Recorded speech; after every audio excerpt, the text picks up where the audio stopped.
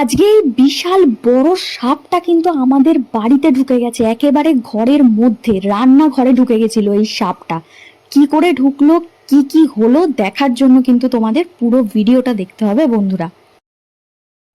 আজকে হচ্ছে শুক্রবার, আর আমি এখানে পরের দিনের মানে শনিবারের রাখির জন্য প্রিপারেশন করছিলাম। আমার দাদাদের জন্য এখানে রান্না করছিলাম, একটু স্টার্টার আইটেম রান্না করছিলাম, চিকেন পকোড়া আর লোটে মাছ দিয়ে একটা চপ করেছি। তো সেটার জন্যে প্রিপারেশন করছিলাম। প্রথমে আমি মাংসটাকে মাখিয়ে নিচ্ছি। আমি এভাবে রান্না করি, তাতে খুব সফট হয় আর জুসি হয়, পকোড়াটা খেতে খুব টেস্ট হয়।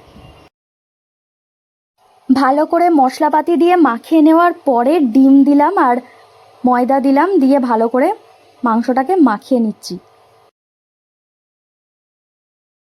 এখনো পর্যন্ত কিন্তু সব কিছু ঠিকঠাকই ছিল, আমি আমার মতন রান্না করছিলাম মন দিয়ে।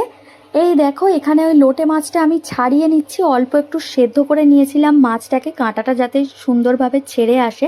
তার সঙ্গে একটু আলু দিয়েছিলাম, দিয়ে মাছটাকে আমি ভালো করে কাঁটা ছাড়িয়ে রেডি করে নিচ্ছি চপের জন্য।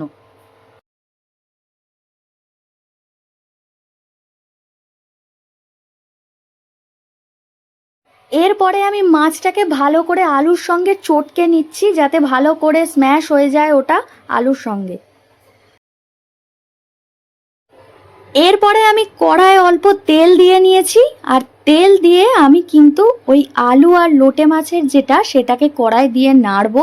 তার আগে অল্প একটু পেঁয়াজ কুচি, আদা রসুন বাটা আর লঙ্কা বাটা দিয়ে মশলাটা তৈরি করে নিয়ে তার মধ্যে সব রকমের গুঁড়ো মশলা দিয়ে ওই লোটে মাছ আর আলুর পুরটাকে ওর মধ্যে দিয়ে ভালো করে জলটা শুকিয়ে নেবো, যেইভাবে চপ তৈরি করে।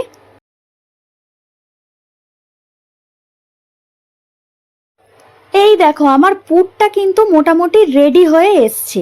এরপরেই আমি এইগুলোকে গড়ছিলাম, চপগুলোকে যখন গড়ছিলাম আমার মায়ের সঙ্গে কথা বলছিলাম, তখনই না টুকটাক করে আওয়াজ হচ্ছিল, আর বাইরে পাখিগুলো প্রচণ্ড চিৎকার চেঁচামেচি করছিল। তো আমরা ভাবছিলাম যে হয়তো ন্যাচারালি এমনিই করছে, কিন্তু আমরা বুঝতে পারিনি যে ইনি বাইরে চলে এসছেন ততক্ষণে। তারপরে ওরা এতটাই চিৎকার চেঁচামেচি করছিল, তাই জন্যে আমি বাধ্য হয়ে বারান্দায় এসে দেখি, ওরে বাপ রে, এই বিশাল বড় সাপটা আমাদের বারান্দায়। দেখে তো আমি প্রথমে খুবই ভয় পেয়ে গেছিলাম, আমি ভেবেছিলাম হয়তো গোখরো বা কেউটে চলে এসছে, আমি মারাত্মক ভয় পেয়ে গেছিলাম। তারপরে দেখলাম যে না, এটা দাঁড়ার সাপ, একদম নির্বিষ সাপ। তারপরে সাপটা কিন্তু চলে গেছিল।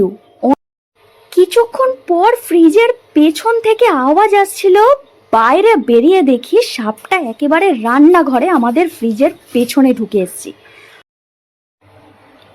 তারপরে আমাদের স্থানীয় রেস্কিউ টিমকে ফোন করতে ওরা বলল যে এ তো নির্বিষ সাপ, ও ওর নিজের মতন বেরিয়ে যাবে।